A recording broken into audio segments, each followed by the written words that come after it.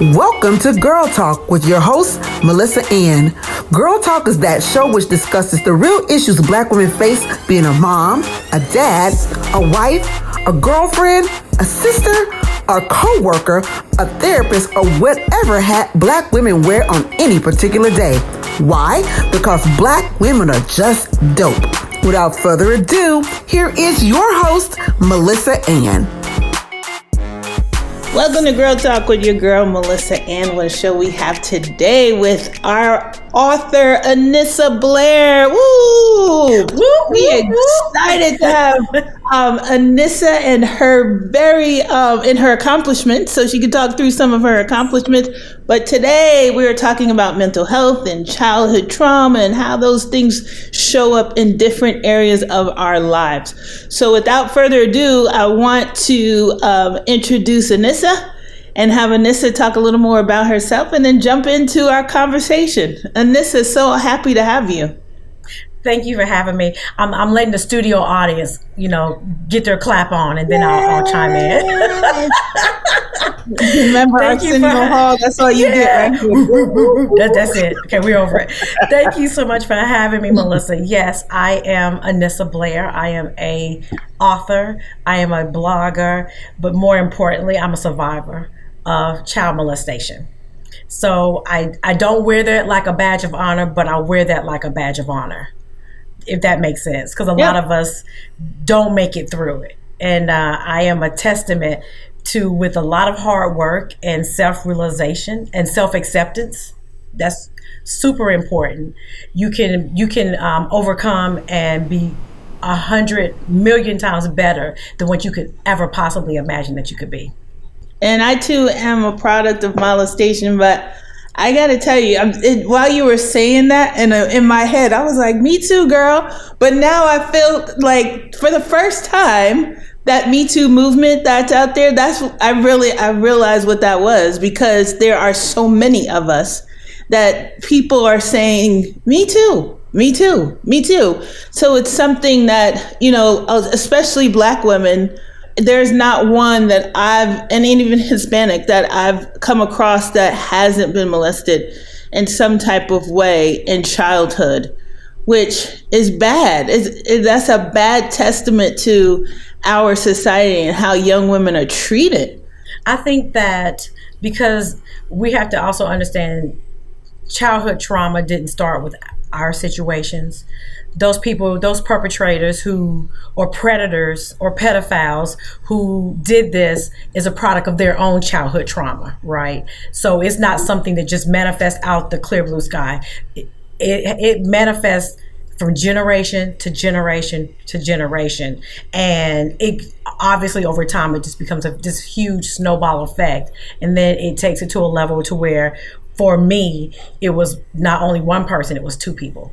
At the time, of course, hindsight, you think this is a product of love. He loves me. They love me. Therefore, I have to be willing to submit to this because it's making them feel good. They're smiling. They're happy. And I'm supposed to be smiling and happy because this is love, right? This is what love looks like, feels like.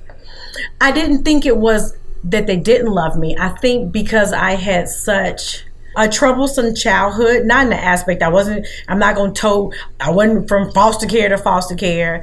I was a product of divorced parents, which that doesn't mean anything. I'll say that.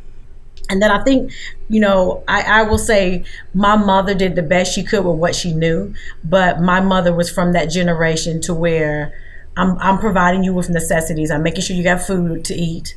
I'm making sure you got clothes on your back. So I'm covering that. So that nurturing part of her, I don't think she had the capacity or the capability to give me. So I kind of, even though I was the only child, which is so weird, I kind of fell between the cracks, if that makes sense.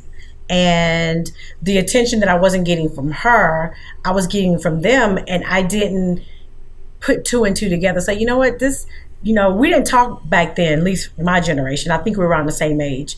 Our parents didn't do that good touch, bad touch with us.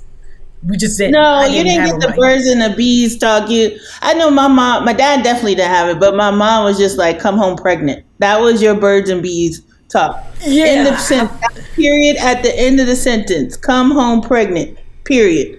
That was your sex birth conversation was Yeah, like when you're 16 or 17, which it obviously should have taken place a long time before that. And also from their generation, I don't think their generation, well, at least my parents were much older when they had me. They were born in the 20s. So they didn't necessarily have nurturing when they grew up. So they're not naturally going to nurture their children when as we grew up. So we didn't have that, as you noted. Right.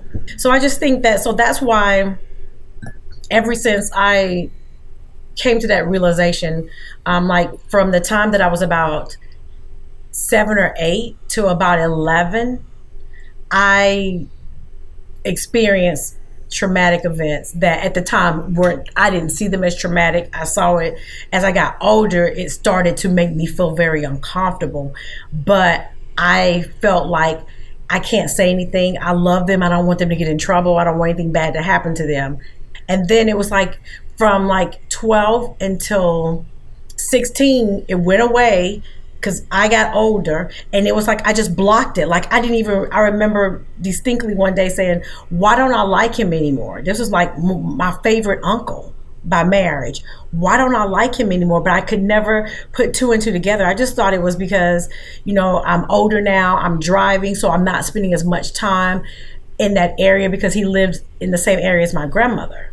And now I'm driving, so I'm not spending that much time over there. So maybe we just grew apart. I never put 2 and 2 together until the bottom fell out for me when I was 25 years old. And that's when I had a nervous breakdown. That's when I contemplated, I begged and begged and begged and pleaded with God to take my life. Just let me go to sleep and never wake up again. Because the realization of all of that stuff, it like fell on me like 2 tons of bricks, like everything from what one did to the other did. And then I started kind of feeling like this is why I went through a stage of being promiscuous, trying to find myself and thinking, because I already had a warped sense of what I thought love looked like, right? So I thought love was submit yourself. Even if it doesn't make you feel good, do it because they like it. So I go through this phase, and I'm just going to be honest with you, the whole phase where I'm looking for love, and I'm thinking the way that I show that I love you or that I'm interested in you is to give myself, my body. Yeah, that's a byproduct of, could be, it wasn't a byproduct for me, and it's not a byproduct, everybody's different. Like somebody might say a product of molestation, they using drugs. Or it could be promiscuousness. It wasn't necessarily for me. But I think when you connect childhood trauma, when you're shifting a little bit, how do you look at it from a perspective of where does it show up in different areas? And that's what you're saying. Your childhood trauma shows up in different areas of your life. You may have forgotten about it, but it's still there manifesting, and it's almost like growing. Would you agree?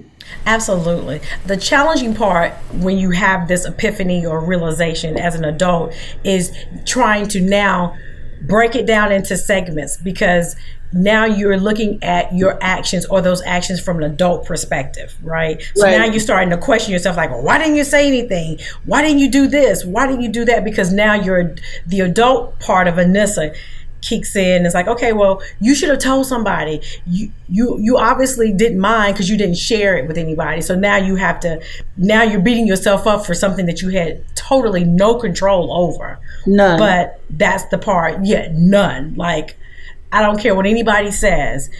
Anything that has been done to you inappropriately, you didn't do anything to make it happen. You didn't do anything to continue to make it happen. That is a product of some people who have their own mental health issues. Right. What do you think the effects of some of the childhood trauma has on your mental health? Self-doubt. Not openly and without prejudice accepting all of me. And then at the same time, in this weird way, feeling this overwhelming feeling of needing to be perfect. That's my own personal experience.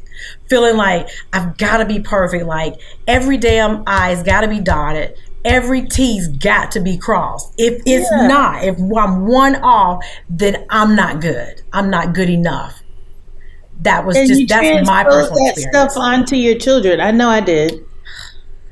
I'm trying to, I have 3 children. I have a soon to be 25-year-old, which I think probably caught the brunt of it because I had him right in the middle of my crisis. Like, he was born when I had my nervous breakdown, and I prayed for God to take me because I thought he would be better off without me, because I felt that unworthy, that unfit of a woman. And once I realized what happened, then I went in full mode of protection. I got to make sure whatever I do, nothing like this ever happens to him. I'm going to swaddle him, and I'm going to keep him tight, and I'm going to make sure, he has this type of life, where I think hindsight, I probably at a certain degree did him a disservice because I didn't allow him to experience certain things. I'm a witness. I did the same. Does your friend have a brother at the house? If they have a brother, that you can't stay the night, He never got to go to sleepovers.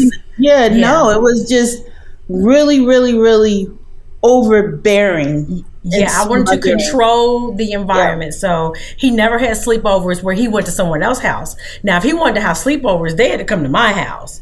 I was cool with that, but I never felt comfortable sending him to someone else's house. Yeah, and it's not even controlling the environment, but you're also controlling the narrative. You're controlling the narrative in an event that you don't want the same thing that happened to you to happen to your children. Right. And then fast forward, now I have a 13-year-old and a soon-to-be 12-year-old, and I'm now still trying to undo some damage from the perspective of love yourself. Regardless of what anybody says, you don't have to be perfect to be perfect. I think they picked up on my actions. It wasn't my words, but I think that I had so much going on in in that second marriage to where I had completely lost myself, and I was heavy on depression, and I was just seriously, Melissa, going through the motions. Get up in the morning, get dressed, take them to school. I was just hanging on by a thread because I had not yet found the right coping mechanism, the right therapist to deal with the stuff that had happened 20 and 30 years ago. When you're in the thick of it, you're not thinking about therapy until you're at your wit's end. When you're at the wit's end is when you start to think, okay, maybe I should look for somebody to talk to. But while you're in the thick of it, I don't think many of it, and this should be a testament to the listeners here today, is that you don't have to wait till you're at your wit's end. You don't have to wait till you're having a nervous breakdown, or you're contemplating suicide, or you're doing things that are outside of your character. For me, it was a lot of things, being so bitchy and just if you couldn't say something, and I was like, okay, I was on it. I'm gonna get you before you get me. Hello, and then that was it. But see, that's survival mode for us. Yeah. And I had that same mentality. And I think it hit me where I went on this serious journey of self-discovery was about 2 or 3 years ago. One day my son said, "Why are you so angry?" And he asked me a simple question. It could have been, "What are we having for dinner?" Right? And he could have followed it up with, "What time is dinner?" Or something like that. And I've always had this, I got a 2-question maximum. Don't hit me with over 2 questions at a time, or I'm just going to go completely ballistic, because that's just too much going on at one time. And he said, "Why are you so angry?" And then, of course, in turn, you know what happened? That shit pissed me off, right? And then later on that day, I was talking to my husband. I was like, I am angry. Why am I angry? And then that's when I started peeling back the layers and like, oh, I thought I had gotten over this, because I just told myself, get over it. I had gone through 2 therapists. The first therapist, first of all, let me tell your listeners, here's the deal. You need to shop for a therapist like you shopping for a house or a car. It's a major purchase. You don't jump with the first one that you see and say, okay, I got a therapist, I'm going to be instantly better now. You have to find someone that you can emotionally and mentally connect with. So my first therapist, when I told him about my childhood trauma, the first thing he asked me was, are you gay? Typically, people who have been molested by someone of the opposite sex, now they don't like the opposite sex. Meaning, I was molested by men, so now I'm not supposed to like men anymore, and I'm supposed to be with women. So that completely turned me off, because that's not why I was there. I never heard that, to be honest. That is exactly what he told me. And I was like, okay, so we're not even on the same page of what I'm here for. I'm not here fighting sexuality. I'm here fighting this part of sexual molestation, not my, do I like girls? Do I like boys? I wasn't even in that spectrum. So that was an epic failure. So then I went to another therapist, and she threw me on drugs. She threw me on Prozac. Obviously, was a psychiatrist, so because a psychiatrist can prescribe. Yeah, the psychiatrist can prescribe. Right. So threw me on Prozac, and I thought, this is it. I'm good. Just pop that pill every day, and it's the equivalent of about a couple glasses of wine a day. But when you decide to get off the Prozac, oh my gosh. I mean, it took everything in my power to shower, especially, I went through the motions of getting my son ready for school, dropping him off at school. I mean, you would have never known from the outside that I was a hot fucking mess. You would never know it. I made sure, because I'm still in this mode of trying to be perfect for everyone else. So everything right here, the exterior, I was good. You were like, Anissa? What's wrong with Anissa? No, she's always smiling. She's always happy. She's always the life of the party, because that was my protection. That was my barrier to not expose myself to anybody else. So once I decided I had to get off the Prozac, and it was like, oh my gosh. Then you went through that phase. I'm a terrible person. I'm not worthy. I hate my. I mean, it's 10 times worse than dealing with the sexual, molestation. So, like I said, it's been a journey, but I can confidently say I wouldn't change anything, because it has made me into this person that I am. How did you intertwine your book? So let's talk a little bit about your book. Do you have a copy of your book today? I do. Yep, I do. Invisible Lines? Invisible Lives, yes. So how I did this, I have always been a writer, and I've always focused my writing on relationships.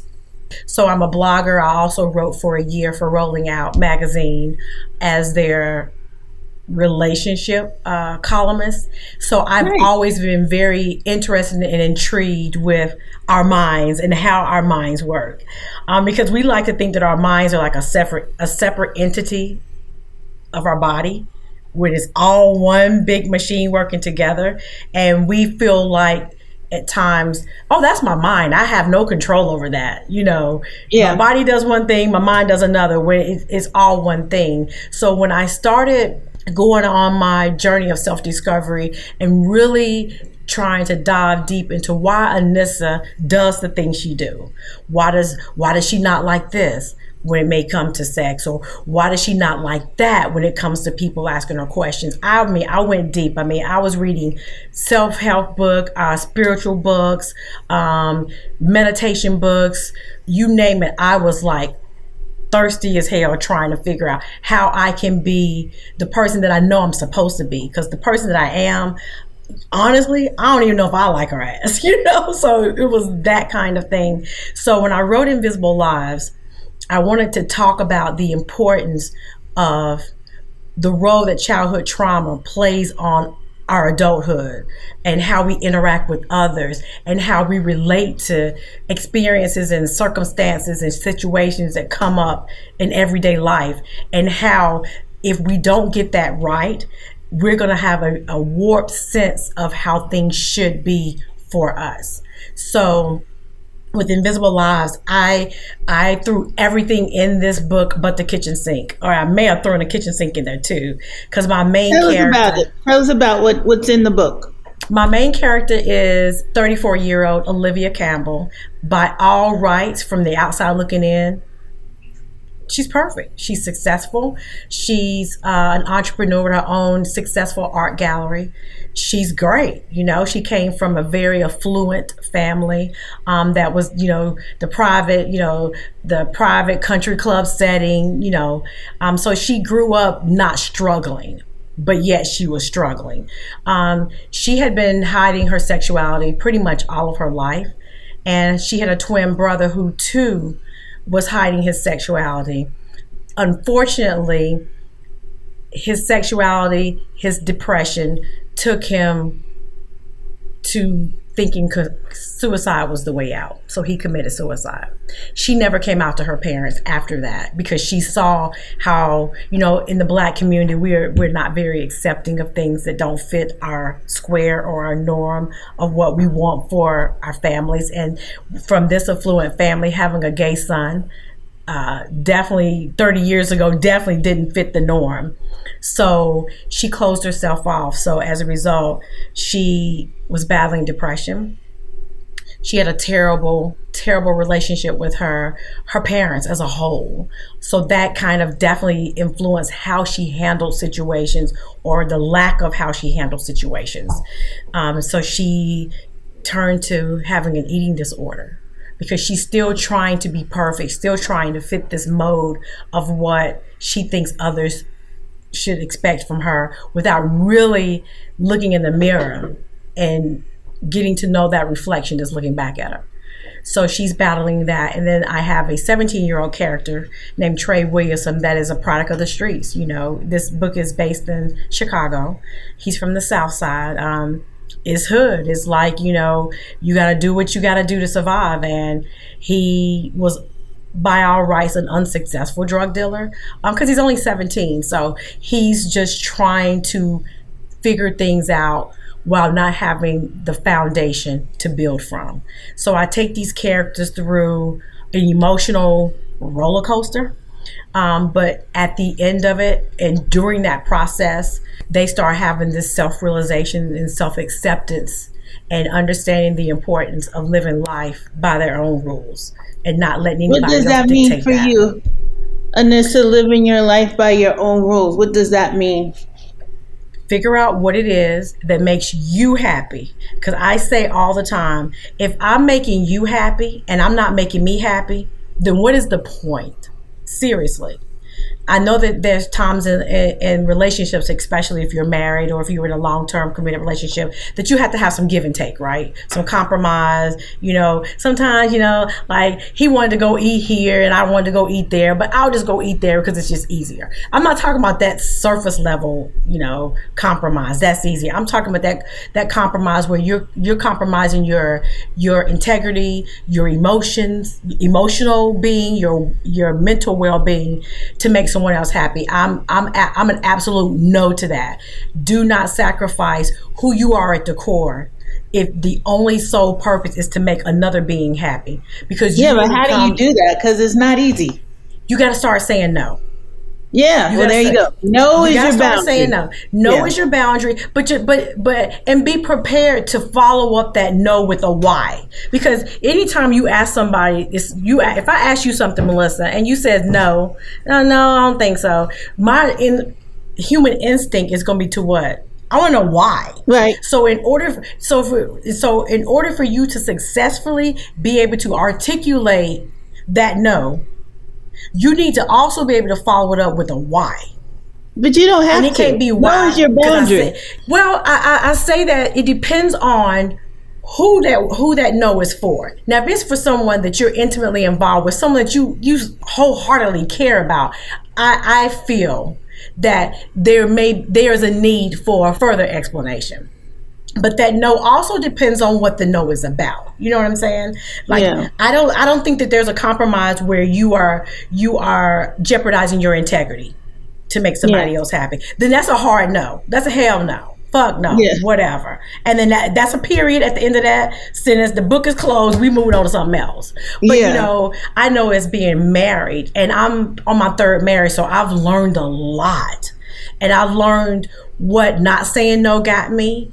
And I know what saying no has gotten me. And I know now saying no and boundaries and being respectful, but being also authentically true to myself has made the marriage that I'm in now as successful as it is.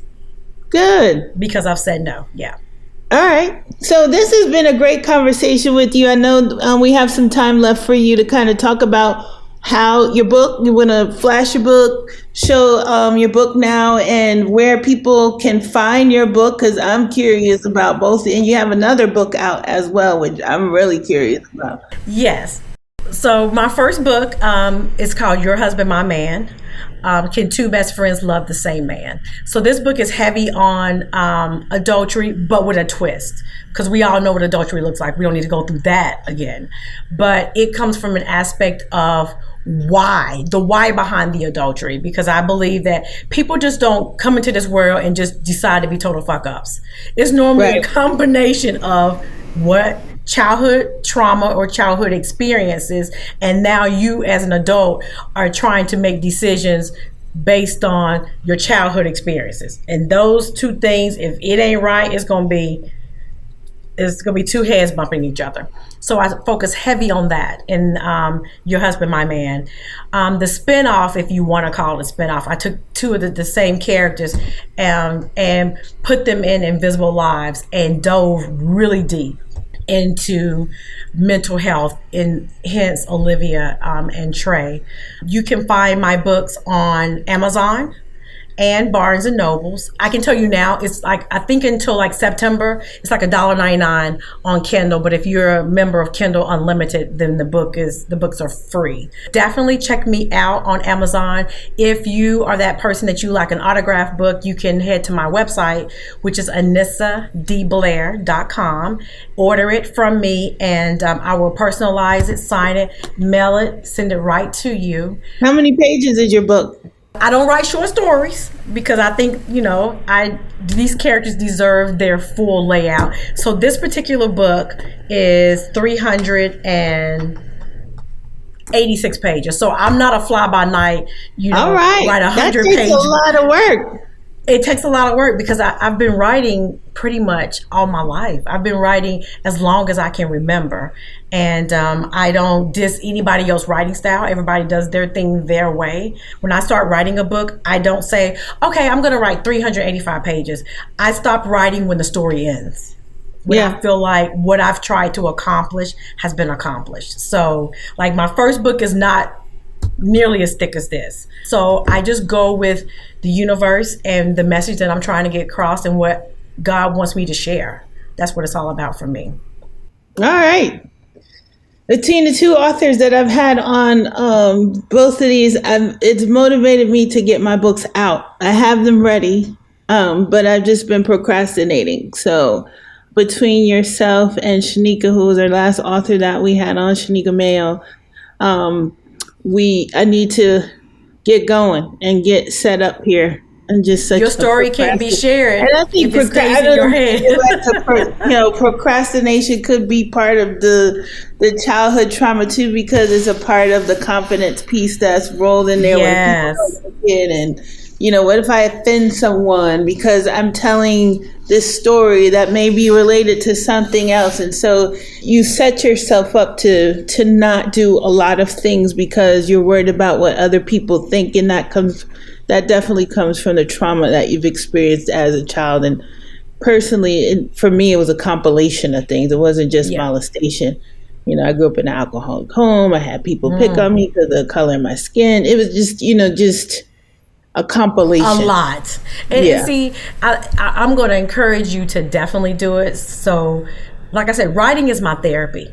Writing is my unofficial therapist because I'm able to pour tidbits of me into these characters and still be able to get what I need to get out of it while helping other people as well. So take your time, sis. Be patient with the process, because once you put it out there, it's hard when you're a creative soul, because you're also putting yourself out there to be harshly judged. And exactly. I have them ready. I do write short stories. So I have my short stories ready, but it's just, the criticism, because my short story, my characters curse, my characters may be promiscuous, and then you got to worry about the saints. Saints. This is what you do. This is what I'm gonna tell you. This, and I hope you're listening to me wholeheartedly. No one can tell Melissa's story but Melissa. No one has the power, or you don't give anybody the power to dictate how your story goes, because it's your story. My characters cuss. My characters are, your husband, man, obviously she's promiscuous.